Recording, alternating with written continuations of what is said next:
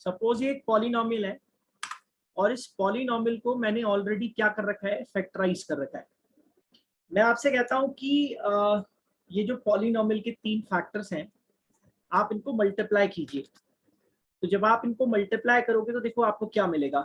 पहले तो मैं इसको x माइनस 1 ही रहने देता हूँ और ये x प्लस 3 और x प्लस 4 को मल्टीप्लाई कर लेता हूँ।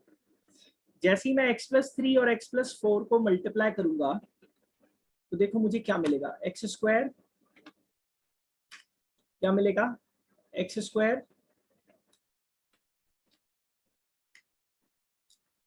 Plus 7x plus 12।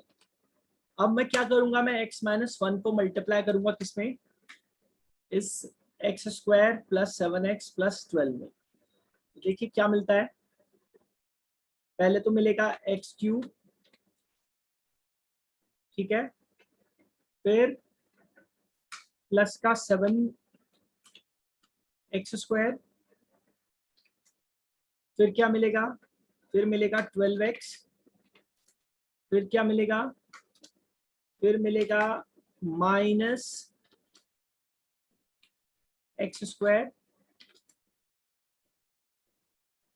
फिर मिलेगा माइनस का 7x और फिर मिलेगा माइनस का 12। फर्दर मैं इसको सिंप्लीफाई करूंगा तो सिंप्लीफाई करने पर मुझे मिलता है x cube plus x square वाली जो वैल्यूज हैं, लाइक टर्म्स हैं, वो आपस में एडजस्ट हो जाएंगी। देखो कैसे एडजस्ट हो रही हैं, 7x स्क्वायर है और माइनस एक्स स्क्वायर है, यानी कि प्लस का 6x स्क्वायर बना, ठीक है, और 12x और माइनस का 7x एडजस्ट होगा, देखो क्या मिलता है, प्लस का 5x मिलता है, और लास्ट में हम देख रहे हैं कि हमारे पास माइनस 12 रह जाएगा। तो ये हमारा एक पॉलिनोमियल बन गया। तो मेरे पास फैक्टर्स थे और मैंने उन फैक्टर्स को मल्टीप्लाई करके क्या किया, पॉलिनोमियल बना लिया, ठीक है। अब आप सोच रहे होंगे कि मैं ये क्यों बता रहा हूं, बिकॉज उसके पीछे रीजन है। अब आप बोलोगे क्या रीजन है, तो रीजन ये है कि अब जो क्वेश्चन हम लोगों को दिखेगा वो दिखेगा फैक्टराइजेशन के ऊपर, और फैक्टराइजेशन भी जो हमें करना है वो करना है ऐसे पॉलिनोमियल का जो कि हायर डिग्री में है। भाई डिग्री 2 तक की कहानी तो हम लोग लास्ट क्लास में डिस्कस कर चुके थे, जहां पर मैंने आपको सिखाया कि अगर कोई क्वाड्रेटिक पॉलिनोमियल दिख रहा है तो आप उसे मिडिल टर्म स्प्लिट के थ्रू फैक्टराइज कर सकते हैं,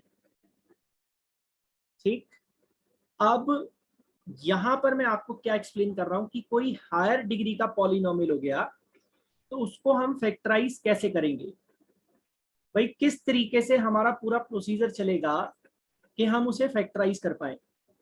तो मैं आपको एक चीज समझा दूं और आप अपने दिमाग में अच्छे से बैठा लीजिए कि हायर डिग्री के पॉलिनोमियल को फैक्टराइज करने का कोई स्पेसिफिक तरीका हमारे पास नहीं है। तो आप कहोगे सर अगर कोई स्पेसिफिक तरीका नहीं है तो फिर हम उसे फैक्टराइज करेंगे कैसे, भाई जब तरीका ही नहीं है तो फैक्टराइज कैसे करेंगे। तो स्पेसिफिक तरीका मतलब जैसे मिडिल टर्म स्प्लिट था कि ये लगाया और हमारे फैक्टर्स आ गए, तो ऐसा कोई तरीका नहीं है।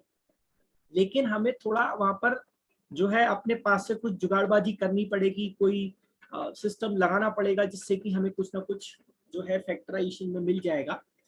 तो उसके लिए हम देखते हैं कि हमें क्या करना है, उसका पूरा फ्लो चार्ट है, मैं आपको वो एक्सप्लेन करता हूँ। लेकिन उसके साथ साथ हम कुछ ऑब्जर्वेशंस भी यहाँ पर अभी करेंगे। तो ये पॉलिनोमियल मैं आपके सामने लिख रहा हूँ जो यहाँ पर है हमारा x cube plus 6x square plus 5x minus 12, this is the polynomial. और आपको बोला कि फैक्टराइज दिस पॉलिनोमियल,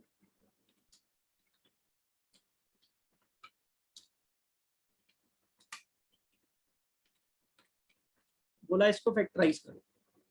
कैसे फैक्टराइज करें सर, तो अब मैंने कहा कि कोई स्पेसिफिक तरीका नहीं है, कोई फॉर्मूला नहीं है, कोई सिस्टम नहीं है कि एकदम से जो है फैक्टराइजेशन हो जाएगा।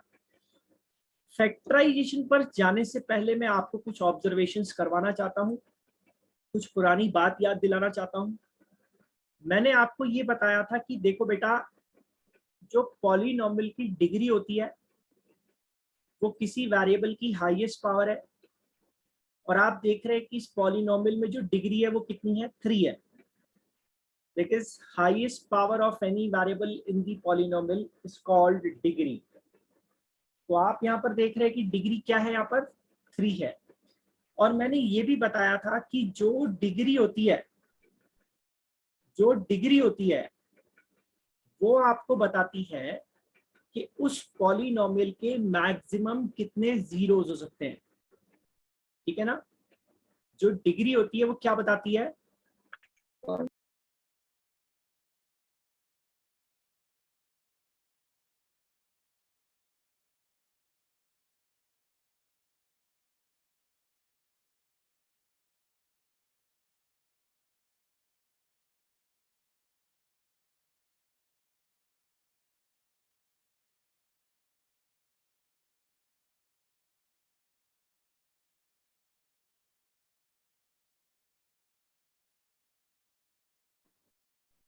हेलो ये बच्चों आवाज आ रही है?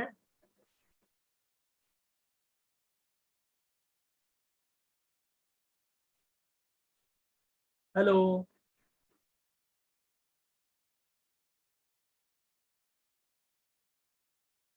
अरे मैं कुछ पूछ रहा हूँ, आवाज आ रही है नहीं आ रही तो बता दो।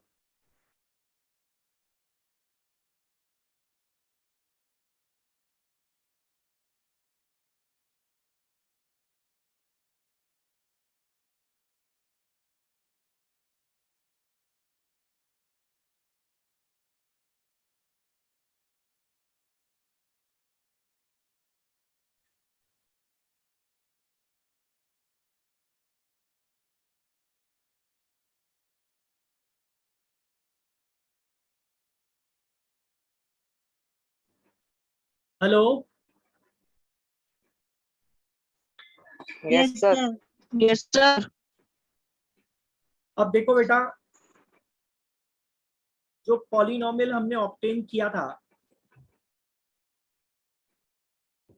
उस पॉलिनॉमियल में हमने देखा कि हमारी डिग्री क्या थी, हमारी डिग्री 3 थी। ठीक है, हमारी डिग्री कितनी थी, हमारी डिग्री थी 3। और जो डिग्री होती है वो हमें बताती है कि maximum possible number of zeros कितने हो सकते हैं। तो जैसे किसी पॉलिनॉमियल की डिग्री 3 है तो मैक्सिमम उसके 3 जीरोस हो सकते हैं। जरूरी नहीं है कि उतने ही जीरो होंगे, उससे कम भी हो सकते हैं। फर्दर हम लोग एक और ऑब्जर्वेशन जो है यहाँ पर करना चाह रहे हैं। चलो मैं आपकी बुक का ही एग्जांपल ले लेता हूँ, जो एग्जांपल नंबर 15 है।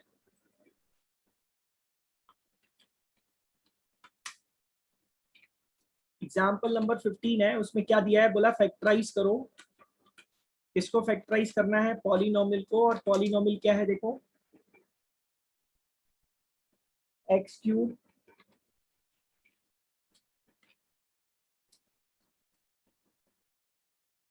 माइनस 23x, फिर क्या है देखो, प्लस 142x और माइनस 120। ठीक है, ये हमारा पॉलिनोमियल है और हमें इसे फैक्टराइज करना है। एग्जाम्पल 15 कुछ ऐसा ही कह रहा है।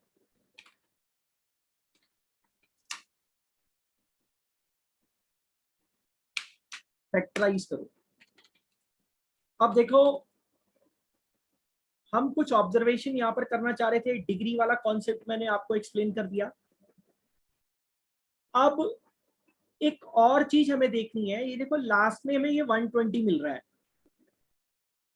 ये 120 हमें कैसे मिल रहा होगा, हम इतना तो समझ चुके हैं कि इसकी डिग्री 3 है, यानी कि इसके 3 फैक्टर्स होंगे। और इसके 3 ही जीरोस भी पॉसिबल होंगे। जैसे मैं आपको पहले समझाई देता हूं कि इसका जब आप फैक्टर्स करोगे तो इसके जो फैक्टर्स आ रहे हैं वो आ रहे हैं x-1। खाली ये एग्जांपल समझ लोगे अगर आज की क्लास में तो भी बहुत होगा। x-1, x-10 और तीसरा जो फैक्टर आप यहां पर देख रहे हो वो है आपका x-12। ये 3 फैक्टर्स हैं आपके। अब आप कहोगे सर ये आंसर पहले क्यों बता रहे हो? क्योंकि हम समझना चाह रहे हैं कि एक्चुअल में इसके पीछे का लॉजिक है क्या। ये जो फैक्टर्स हैं मैंने ऑलरेडी आपके सामने यहां पर लिख दिए हैं। अब फैक्टर लिखने का क्या पर्पस है? जब मैंने इन तीनों को मल्टीप्लाई किया होगा तभी मुझे ये मिला होगा। ठीक, अब ध्यान से जरा दिमाग लगाओ कि ये एक्स क्यूब, मुझे ये 3 जो है ये डिग्री के बारे में बताता है। ये मुझे एक्स क्यूब कब मिला होगा? जब मैंने इस एक्स को इस एक्स से और फिर इस एक्स से मल्टीप्लाई किया होगा तभी मुझे एक्स क्यूब मिला होगा। और बीच में फिर मल्टीप्लाई होते होते मुझे ये कुछ वैल्यूज मिली होंगी, प्लस माइनस करते हुए एडजस्ट करते हुए उनको। लेकिन ये जो लास्ट की वैल्यू है -120, ये मुझे कब मिलेगी? ये मुझे कब मिलेगी? जब मैं इस 1 को इस 10 से मल्टीप्लाई करूंगा और इस 12 से मल्टीप्लाई करूंगा। तो आप देख सकते हैं कि यहां से मुझे ये वैल्यू मिलेगी -120। बात समझ में आई? अब ये जो कांस्टेंट वैल्यू लास्ट में मिल रही है ये हमें तब मिल रही है जब मैं इस 1, 10 और इस 12 को आपस में मल्टीप्लाई कर रहा हूं। ठीक है, जब मैं इनको आपस में मल्टीप्लाई कर रहा हूं तब मुझे जाके लास्ट में 120 मिल रहा है। ठीक है, तो आप समझ सकते हैं कि जो मेरे फैक्टर्स होते हैं वही मुझे जीरोस के बारे में भी बताते हैं। भाई ये x-1, x-10 और x-12 जो आप देख रहे हो यहीं से तो मुझे जीरोस मिलेंगे। क्या जीरोस मिलेंगे? 1, 10 और 12, 3 जीरोस मिलेंगे। तो यानी कि ये जो 120 है ये एक ऐसी वैल्यू होगी जो मेरे जीरोस से हमेशा डिवाइड होगी। या मैं कह सकता हूं कि ये 120 एक ऐसी वैल्यू होगी जो मेरे जीरोस का मल्टीपल होगी। या मैं ये कह सकता हूं कि जो मेरे जीरोस होंगे वो इस 120 का एक फैक्टर होंगे। पॉइंट क्लियर हुआ? यहां तक क्लियर हुआ सभी को? यस अब सर। जब इतनी बात हम लोग समझ रहे हैं, इतनी बात हम लोग समझ रहे हैं तो हमारे 2 ऑब्जर्वेशन क्लियर हो गए। पहला ऑब्जर्वेशन कि डिग्री 3 है यानी कि 3 फैक्टर्स होंगे, मैक्सिमम 3 जीरोस हो सकते हैं। 120 लास्ट में देखकर मैं पता लगा सकता हूं कि मेरे जो जीरोस हैं उनकी वैल्यू क्या क्या पॉसिबल है। जैसे आप 120 के फैक्टर्स पे अगर जाएं तो 120 के फैक्टर्स क्या है? 1 है, 2 है, 3 है, 4 है, 6 है ना, 8 है, 10 है, 12 है, 15 है। तो ये मेरे को कुछ वैल्यूज मिलनी स्टार्ट हो जाएंगी जो मुझे इंडिकेट करेंगी कि मेरे जीरोस कैसे कैसे हो सकते हैं। कि भाई मेरे जीरोस को जब मल्टीप्लाई किया गया होगा मुझे तभी 120 मिला है। यानी कि मेरे जो जीरोस हैं वो 120 का फैक्टर होंगे और ये जो मेरा 120 है ये उन जीरोस का मल्टीपल होगा। अब जैसा कि मैंने कहा कि कोई फिक्स तरीका नहीं है। किस चीज का? किस चीज का फिक्स तरीका नहीं है? जीरोस को डायरेक्टली फाइंड करने का कोई फिक्स तरीका नहीं है, लेकिन एक सिस्टम है जिससे हम लोग अपने जीरोस को निकाल सकते हैं। तो उसका एक प्रॉपर लेआउट और फ्लो चार्ट में आपको समझा रहा हूं क्योंकि जो बड़ा सवाल है 3 नंबर 4 नंबर का वो हमें यहीं से मिलेगा। ठीक है, तो सबसे पहले कुछ स्टेप्स में यहाँ पर आपको लिखकर समझा रहा हूँ और वो फ्लो चार्ट के अकॉर्डिंग ही मुझे अपने सारे क्वेश्चंस को सॉल्व करना है। कभी भी हायर डिग्री की अगर मुझे कोई क्वेश्चन मिलेगी तो 3 स्टेप्स में काम होगा। पहला स्टेप है मेरा कि मुझे हिट एंड ट्रायल करना है।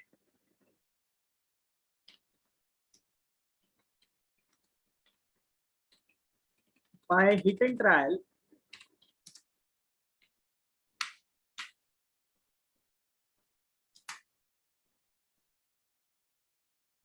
try to find out a zero of p of x। अब आप कहोगे सर ये हिट एंड ट्रायल क्या है, तो मैं पहले बता चुका हूं कि तुक्काबाजी करना, अंदाजा लगाना कि इस पॉलिनोमियल का मेरा एक जीरो क्या हो सकता है। अब आप कहोगे सर इतनी बात तो हम समझ रहे हैं कि जो जीरो होगा वो 120 का फैक्टर होगा, और 120 के तो सर आप इतने सारे फैक्टर दिखा रहे हो यहाँ पे, तो क्या मैं इनसे लाइन से तुक्का मारता रहूंगा? तो मेरा जवाब है नहीं। आपको तुक्का जरूर मारना है, लेकिन तुक्का किससे मारना है? तो मैं आपको समझा दे रहा हूं कि ये 4 वैल्यूज से आपको तुक्का मारना है, और अगर इन 4 वैल्यूज से आप तुक्का मारोगे तो आपका एक ना एक जीरो वहां पे जरूर हिट कर जाएगा। अभी वो जीरो कैसे तुक्का मार के देखना है वो भी समझाऊंगा, लेकिन पहले ये समझ लो कि तुक्का जो मारना है वो किन से मारना है, 4 वैल्यूज से मारना है। 95% केसेस में आपको जीरो यहीं से हिट कर जाएगा। बचे हुए 5% केसेस की तो कोई ईमानदारी नहीं है, बेईमानी का जमाना है, कहीं से कुछ भी हो सकता है, लेकिन ये 5 वैल्यूज 4 वैल्यूज से आपका काम चल जाएगा। तो सर वो वैल्यूज क्या क्या है? 1, -1, 2, -2। आपके सिलेबस में इन 4 वैल्यूज से आप जब हिट एंड ट्रायल करोगे तो आपको एक ना एक जीरो तो मिल ही जाएगा, गारंटी। और सर आप कह रहे हो कि 95% केसेस में जीरो मिलेगा, बाकी 5% बचे हुए केसेस का क्या? तो सर वो 5% बचे हुए केसेस में फिर मुझे इन वैल्यूज पे आना पड़ेगा जो मैंने यहाँ पर लिखी है ये वाली।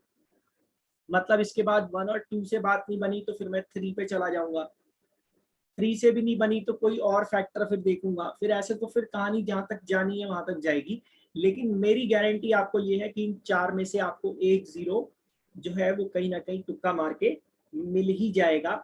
और जीरो मिल जाएगा, उसके बाद की कहानी क्या है तो वो भी मैं अभी सुनाता हूँ आपको, लेकिन फिलहाल आप इतना समझ लीजिए कि आपको एक जीरो फाइंड करना है सबसे पहले तुक्का मार के।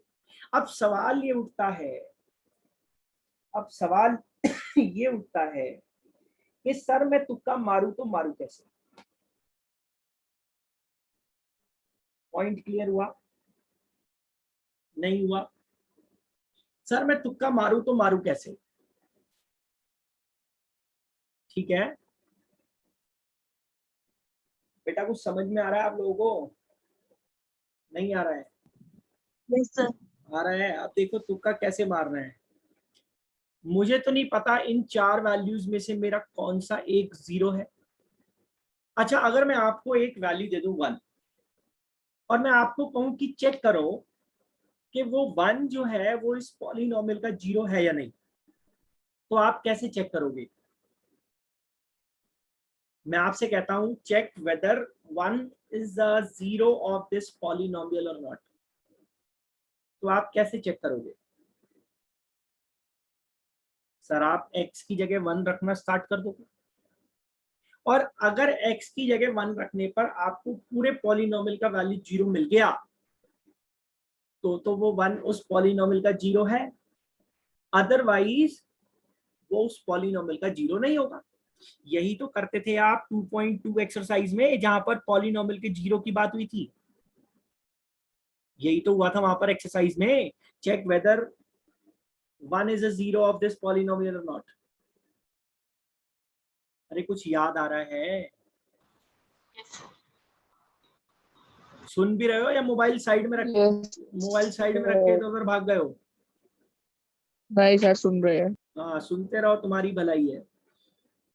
अब हमने तुक्का मारना स्टार्ट किया सर। आप चाहो तो रफ में मार सकते हो, वैसे इतना बड़ा कोई रॉकेट साइंस तो है नहीं, इसमें सिंपल सी कैलकुलेशन है। आप x की जगह 1 रखो, अरे रखो, तो x क्यूब का वैल्यू क्या मिलेगा 1, -23 x का वैल्यू क्या मिलेगा -23, और प्लस के 142 एक्स की जगह क्या मिलेगा, प्लस का 142 माइनस 120। तो हमने तुक्का मारा कि हमारा P ऑफ 1 इस पॉलिनॉमियल का जीरो है या नहीं। तो आपने देखा कि P ऑफ 1 जो है सॉल्व करने पर हमें इस पॉलिनॉमियल का एक जीरो होना कंफर्म कर रहा है, क्योंकि आप देखो P ऑफ 1 का वैल्यू क्या आ गया, जीरो आ गया। चेक करके देखो 1 आ रहा है ना, P ऑफ 1 का वैल्यू जीरो आ रहा है ना, तो यानी कि 1 जो है वो इस पॉलिनॉमियल का जीरो हो गया। अब आप बोलोगे सर ये तो किस्मत वाली बात है, सर पहली बार में 1 हिट कर गया। अरे 1 हिट नहीं करेगा तो -1 से चेक करो। अभी जरा यहाँ -1 रख के देखो, वो इसका जीरो बन रहा है कि नहीं बन रहा, नहीं बन रहा होगा। रख के देखो, -1 रख के देखो, क्या पॉलिनॉमियल का वैल्यू जीरो आ रहा है, नहीं आ रहा है। इसका मतलब ये हुआ कि -1 इस पॉलिनॉमियल का जीरो नहीं हो सकता। तो आपको आगे तक नहीं जाना है, जैसे ही आपको एक जीरो कंफर्म हो जाता है आपका काम खत्म हो गया पहले स्टेप का। वहां पर पॉइंट क्लियर हो गया सबको। अरे भाई तुक्का मारना है, तुक्का किस वैल्यू से मारना है, इन 4 वैल्यू से मारना है। इन 4 में से एक ना एक वैल्यू हिट कर जाएगी, मेरी गारंटी है आपको। ठीक, इन 4 में से एक ना एक वैल्यू हिट कर जाएगी, ये मेरी गारंटी है आपको। अब आपकी वैल्यू सर हिट कर गई, 1 हिट कर गई। कैसे हिट करेगी वो भी मैंने आपको बता दिया। x की जगह 1 रख के देखो, पूरे पॉलिनॉमियल का वैल्यू जीरो हो रहा है, इसका मतलब 1 जो है वो इस पॉलिनॉमियल का जीरो है। बात समझ में आई, बात समझ में आई। सर एक बात और बताई गई थी, बिल्कुल सर बिल्कुल एक्साइटेड है सब। एक बात और बताई गई थी कि सर अगर 1 जो है वो पॉलिनॉमियल का जीरो है तो जो फैक्टर होगा वो x-1 होगा ना। अरे कुछ समझ में आ रहा है तुम्हें? Yes sir. बेटा जो जीरो है अगर वो 1 है तो जो फैक्टर है वो x-1 होगा। अगर जो जीरो है वो -1 है तो फैक्टर जो है वो x+1 होगा। क्यों? क्योंकि फैक्टर से जीरो बनने में साइन चेंज होता है और जीरो से फैक्टर बनने में भी साइन चेंज होता है। यहीं से समझ लो ना, यहाँ से देखो, यहाँ देखो, यहाँ पे देखो। अगर x-1 एक फैक्टर है तो जीरो जो है वो 1 बनता है ना। अगर x-10 एक फैक्टर है तो जीरो जो है वो प्लस का 10 बनता है ना। और अगर यहीं पर x+12 होता तो जो जीरो है वो -12 बनता ना। समझ में यस आया? सर। हाँ, तो सर जब इतनी बात आपको समझ में आ गई तो आगे का स्टेप भी देखते हैं। क्या करेंगे हम लोग, यहाँ पर लिखेंगे since 1 is a zero of p of x, therefore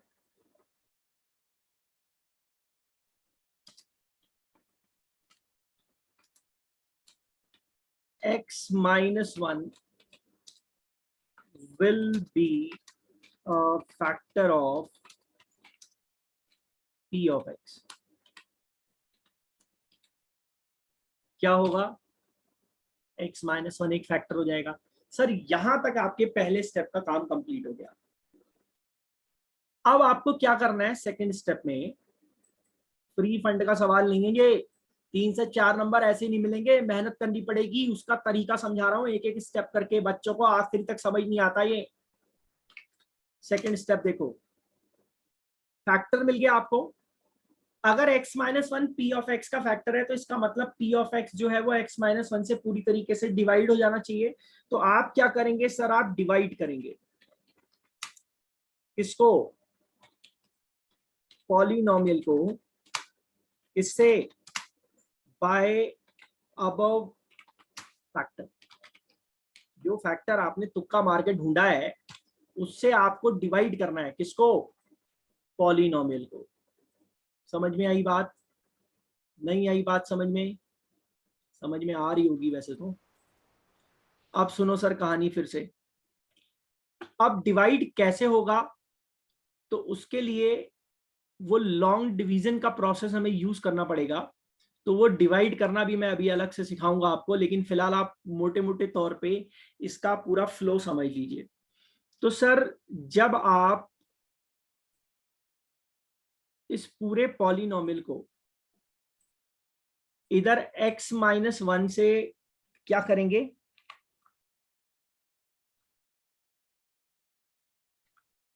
divide करेंगे, किसको, इस पूरे पॉलिनोमियल को।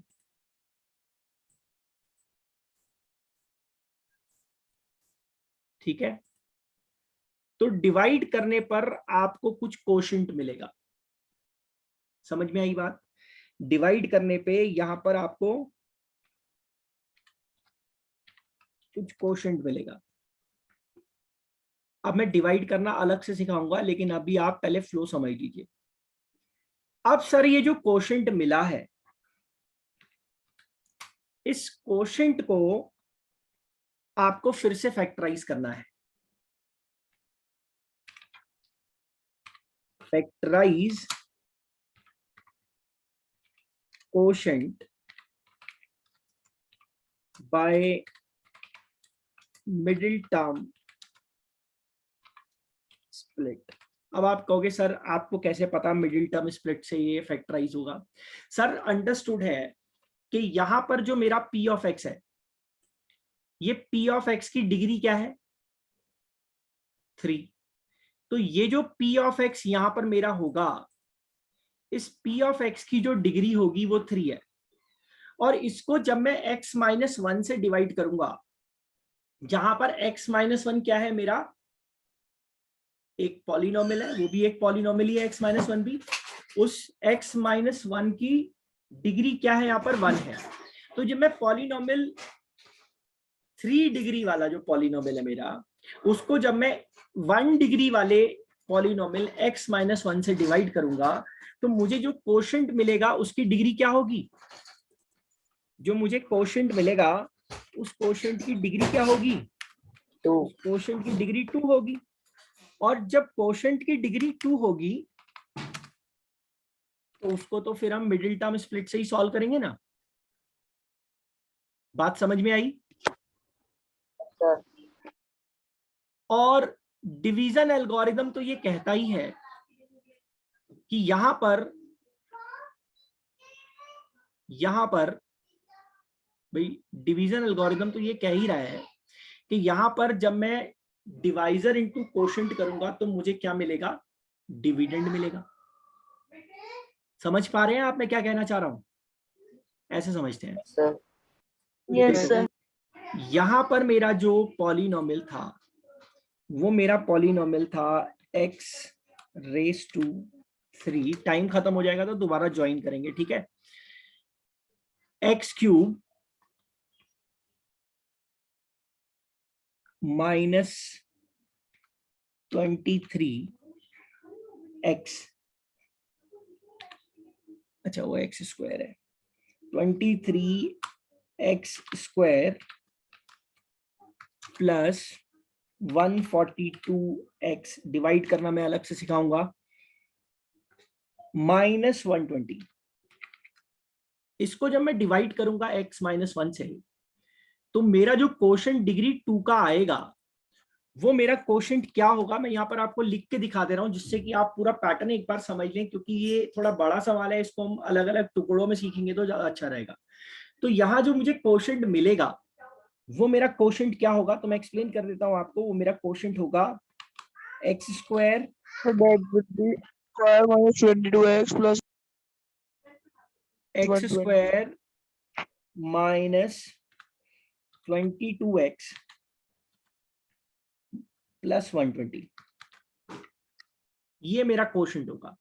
तो आप यहां से समझ सकते हैं कि ये जो मेरा कोशेंट है,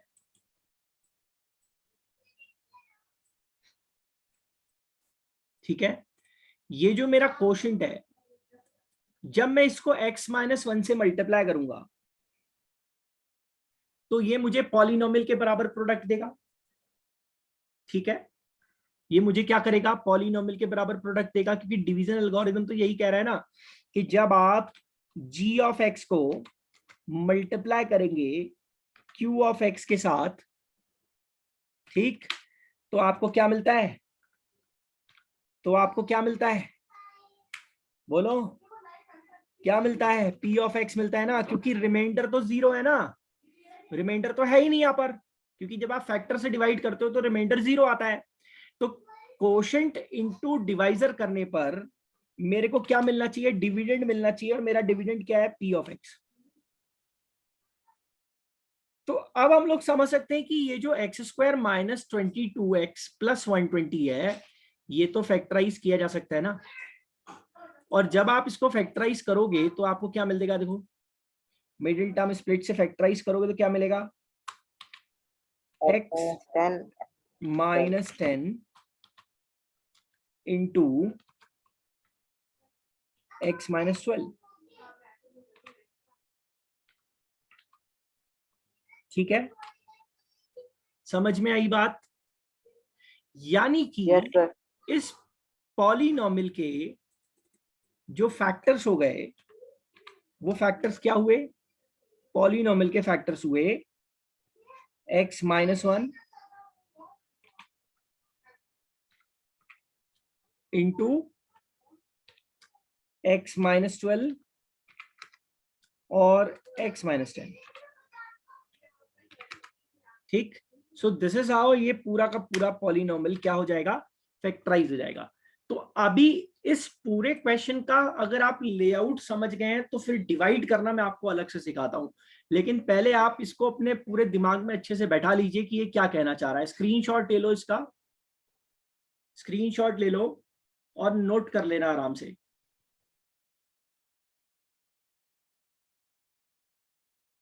और अगर हम चाहें तो हम इसके जीरोस भी निकाल सकते हैं, जीरोस भी मिल गए, जैसी फैक्टर मिला वैसे ही जीरोस भी मिल गए। टाइम खत्म होगा तो दोबारा ज्वाइन करेंगे। स्क्रीनशॉट ले लो फटाफट, स्क्रीनशॉट ले लो, और कोई डाउट है तो पूछ लो। लेआउट में कोई दिक्कत हो, फ्लो चार्ट अगर समझ नहीं आ रहा है तो पूछ लो अभी।